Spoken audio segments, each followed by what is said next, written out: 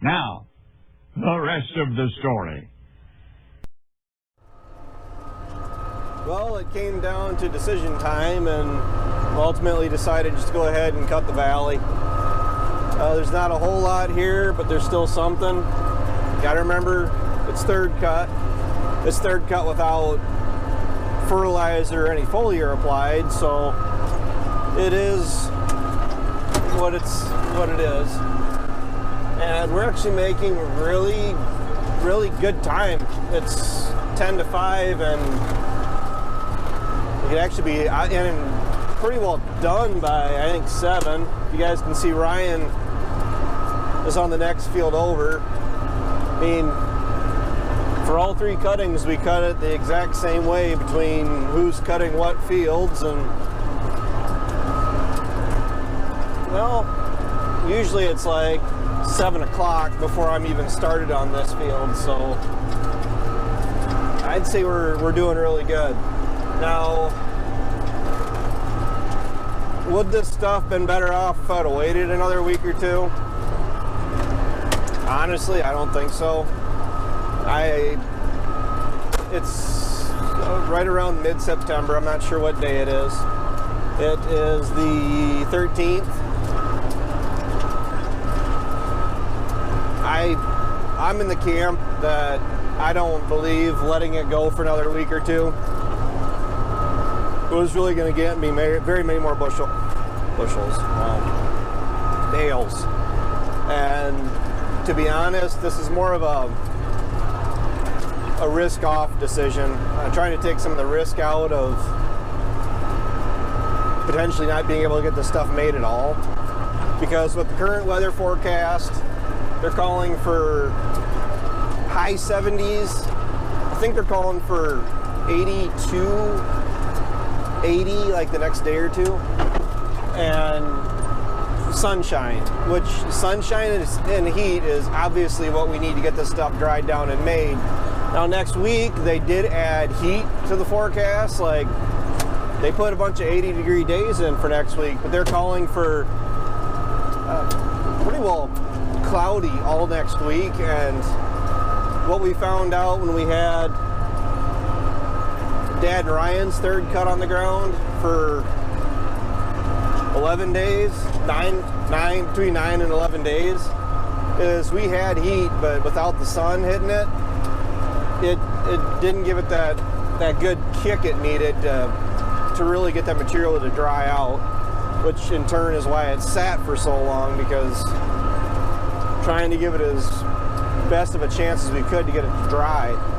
Now, the rain event we had this past weekend, where they were calling for 2 to 3 inches, is pretty much a non-event. Not saying that we didn't get rain. We got, I'm going to call it an inch of rain, even though it was 9/10. It was an inch. It was pretty much a non-event. I mean, it washed my driveway just the slightest amount, where you can just see it move, like it was pushing some of the gravel, which is irrelevant. And there was some ponding up at the farm, but, well, there's some ponding down here in the driveway, there was, but we were so dry, or the ground was dry enough that it was like a sponge. It allowed that moisture to soak into the ground. And when I came down here last night on the low spots, that's where all the water will accumulate, I was kicking up dust. So I'm not willing to risk it again this weekend. They're calling for Sunday, Monday, Tuesday, the last I checked, for rain again. And I tell you what, guys, I just want this stuff made. I at least want it made and know that I have it. And letting it go the rest of this week, and then, you know, it's gambling, and then hoping that your chances come up that you'll be able to make it next week or even the following week. Oops, still there. I'm not really willing to risk it. I mean, is there a lot here? No. To put it bluntly, no. Is it worth making?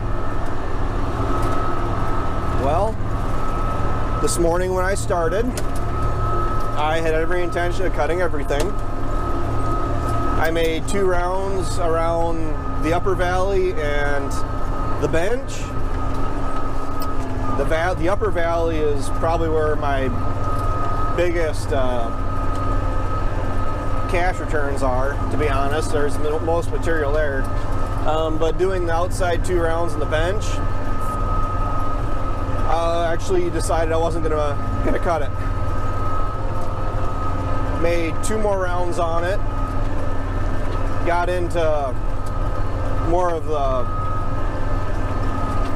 the bulk of the field, like out of the headlands and more into your long runs. There still wasn't a lot there, but enough to the point where my buddy Ryan actually just told me this last night.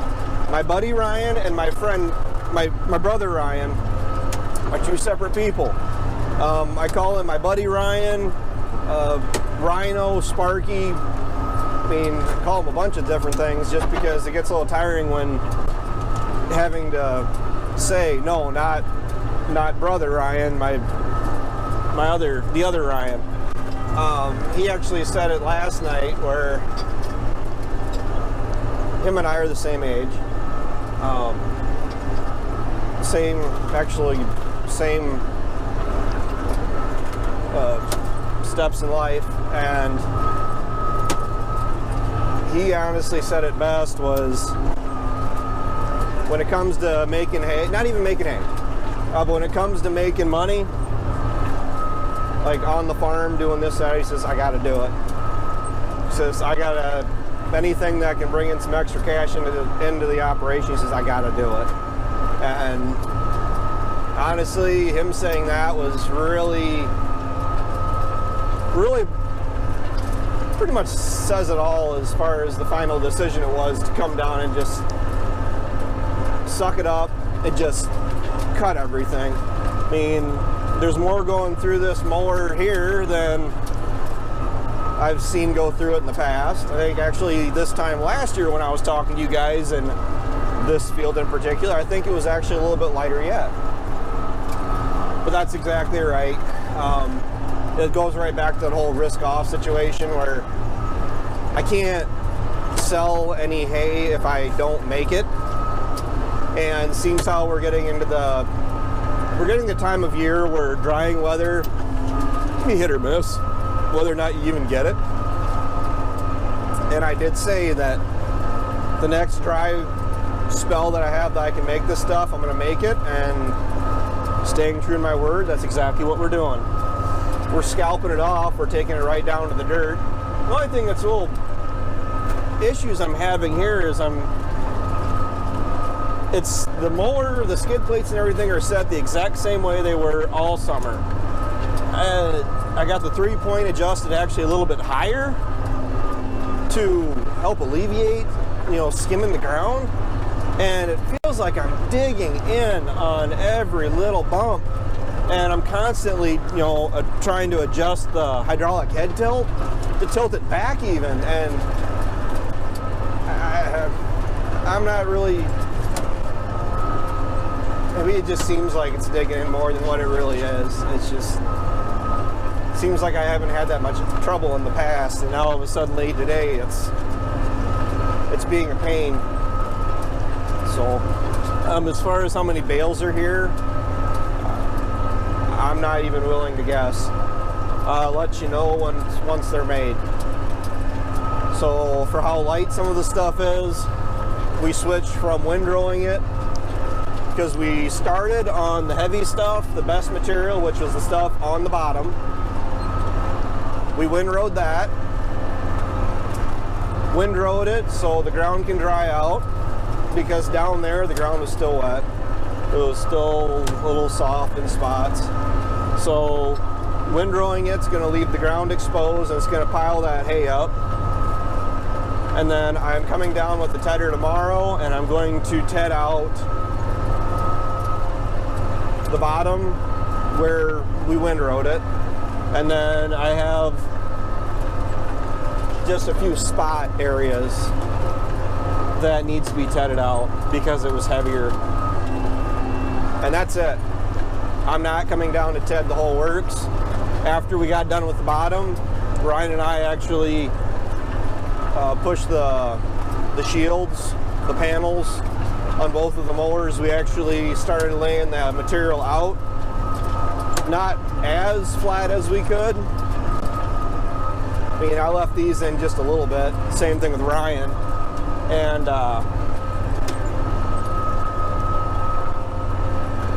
just gonna leave it and rake it the way it is because the material isn't heavy enough coming out the back, being laid out flat like it is, and this ground is dry up on the bench here, that we'll just come in with the rhino rake, drop in with the rake opened up as far as we can get it, and just pull in as much material as we can in each pass, because rain again Saturday night is the current chance. Today's Tuesday. The way the first stuff is drying, I wouldn't be surprised if we could almost make some of this Tuesday. Maybe make it Tuesday or make it Thursday, not Tuesday. If we can make it Thursday, Friday even, because Dad will be here Thursday. And to be honest with you, for how light some of this stuff is, I think one baler would keep up with the rake really easy. Because we'll have both of them down here, because obviously, why not? If we can't make it on Thursday, where it's just me and Ryan on like Friday, Saturday, because this is a 2-day job to bale, just the amount of area. If it was 120 acres in a square, this is where I got stuck with the 46 right there. Still got some ruts on it. 120 acres square, we could probably do it in no time.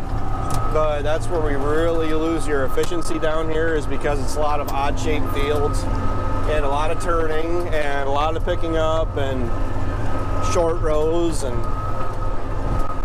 hills. So it takes you a whole day with 2 mowers running to get it all cut. 2 days to bale it, really, even with all 3 of us here. I mean, it just takes that much time to get over it, because even with that rhino rake and the 4640, duals in the 46, so you don't run the...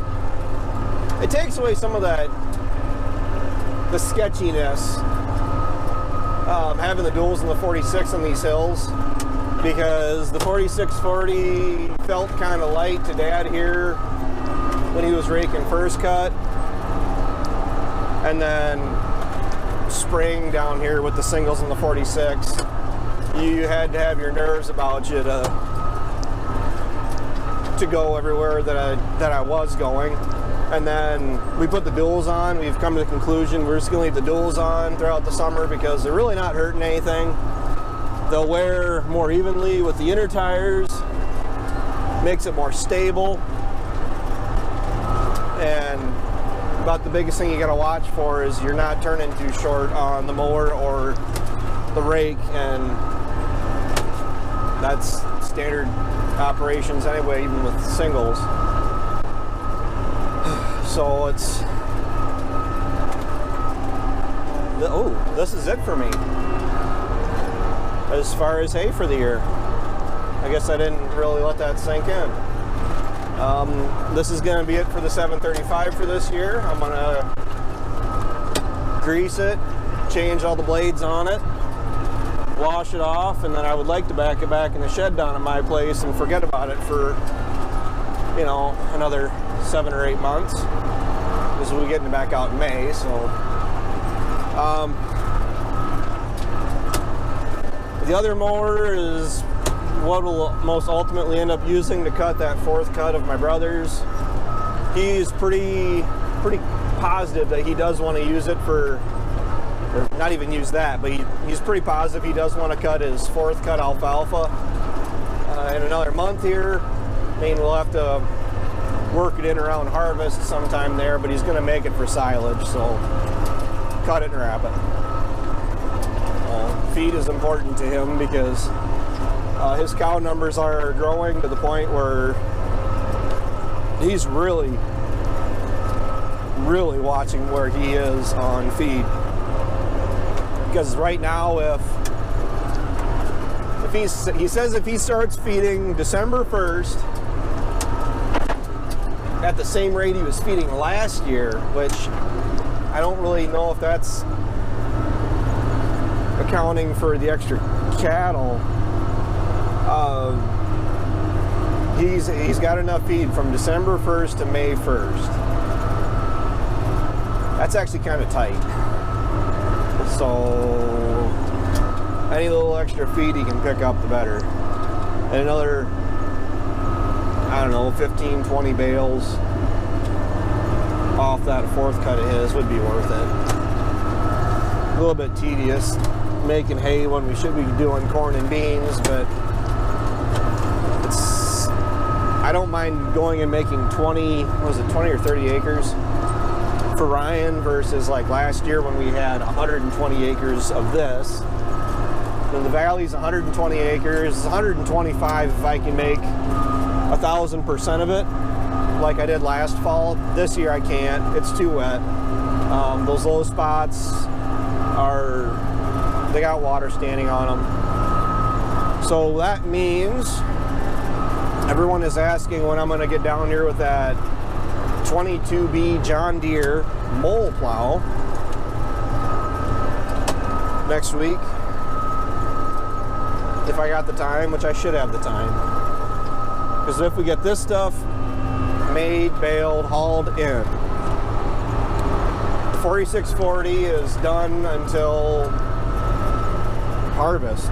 So that could actually go in the red cart, get that all plumbed up and ready to run. The 7600, we'll get the balers ready to go again, but then I need the 76 on the 4155 Rhino for a day, maybe two. If we got time, I wouldn't mind hauling out, like even that front lot at Rockville that the bulls were in, and that's really composted out, and go spread that on that pasture at Rockville. Then actually the first, the 76 if we need it for hauling manure, but the Rhino, I lost tracker. It's got to go in the Rhino at least for a little bit, manure spreader potentially, and I can come down here, put it on that mole plow.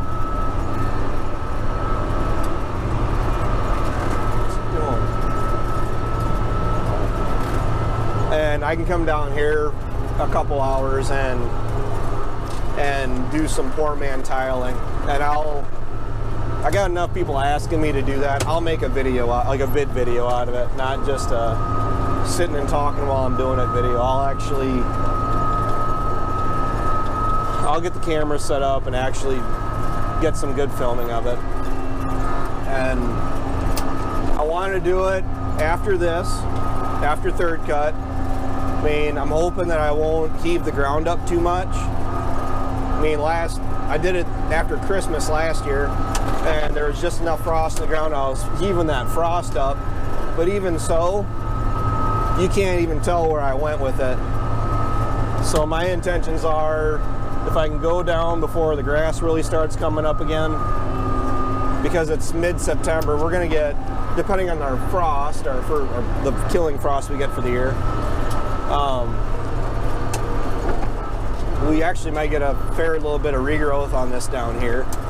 But I want to come down, rip everywhere I want to rip, give me as good a chance to have this dried out next spring as I can, because that's the goal for every year. And I'll actually try to back into those low-lying areas and get those drained out into the rest of the field. And I'll wait until after field work before we put the Rhino 4155 away, hopefully when the ground is froze. And then I'll come down, probably the last job I do for the year of technical field work is come down and grind up the bottom, that standing low-lying area, because I refuse to just let it stand and keep growing residue material and just keep accumulating, because the problem with doing that is then it just keeps getting that much harder to get it to dry out. And you get a wet year where it rains and rains and rains and rains, you're not winning that fight. Even like this field up here, that field behind you, it'll collect water. The big difference is if I can get in here and do it without creating ruts, I'd run across these fields and hit them with that mole plow. That mole plow was bought for this farm, and it's just a learning curve. Haven't used it enough to really know what's the best way to utilize it. I do know using it in the spring. Well, I did use it this spring on my corn bottom, and I think it actually helped drain that out, or on the one spot. I think I just broke up compaction was all I did there though. And I think using it in the fall, if you can actually get your tile, your poor man's tile, that mold actually create a good drainage way, and not even if you give it a dedicated exit route, like backing it down. Ideally, and some of them I've seen for those plows where you're supposed to back over a ditch or along the river or whatever, back down, drop it, and then drive in, so that way the water can drain into a waterway. Well, the problem is I don't have that option everywhere down here, just for how it lays.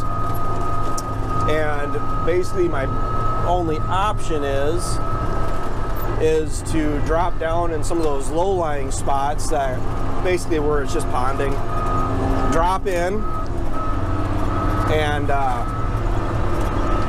drive 200, 300, 400, 500 feet and drain the water at least away from the low spots and into the rest of the field. So ideally, hopefully, I mean, I'm not a rocket scientist or a professional, or however you want to say it, on how it all should work. I'm learning, but ideally to me, at least if I'm able to drop in on those low-lying areas where there's water standing and start across them and drive long enough where it allows the water to drain out under the ground, where it can hopefully seep away and reclaim some ground. That's really what I'm going to try to do. And Ryan's making good time here. Ryan actually, I'm not going to chase him actually. I'm going to go and do some of the steep stuff. Ryan does better, especially with that mower, on straightaways. And myself, like you just saw, the hills and the rough areas, because I have the hydraulically adjustable cutter bar, which honestly a part of me wants to take those hoses out that run to it, take them up and get turn valves on them, so I can actually shut off that cutter bar tilt. So when I'm coming down to first cut next year, I can have the cutter bar tilted all the way back, and it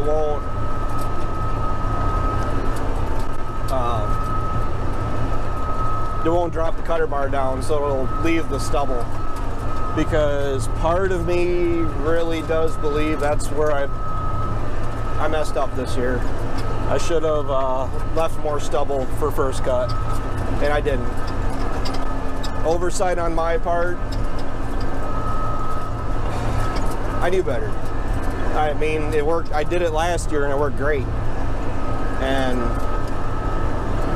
I think a lot of it was when we come down here to cut, it seems it's always last minute panic. As in, like last night, I really wasn't planning on coming down here to cut. But you check the weather and the weather clears off, and then you go, oh yeah, we really should go down and cut that. Which is hence why I ran down here with the four-wheeler and went through and got all the machines ready to go, but it's not like I'm sick of making hay, because I'm not. I like making hay. Cutting hay is my favorite, like, summer job. It's just when there's not a whole lot here and you're wondering if it's really worth cutting when you're going across some of it, it does take some of the fun out of it. Oh well. But that's all I got for tonight, guys, because, excuse me, I'm gonna get back to being serious about this, and we'll actually be out of here a few hours earlier than we normally are. I mean, the big thing I'm watching is my fuel gauge is starting to trickle down towards the red, but I think we got enough done, I'll be fine. Because I ran the 76 out of fuel right there last year on the hills. So that'd be one way to make it a late night. With Ryan and I both down here working on this field, I'd say we're probably we're less than 20 acres, so another hour or so is going to do the majority of it. But with that, I hope you guys enjoyed watching the rest of the story. Make sure you like, comment, and subscribe. I don't say that just to be annoying or just because I'm used to saying it. The channel really does benefit from you liking and subscribing. So I know I'm more of just a talking channel, but I talk to you like you're sitting here in the cab with me, which seems to me like I'm actually really good at just sitting and talking to you. With that, yeah, I'm losing my concentration. I'll talk to you guys later.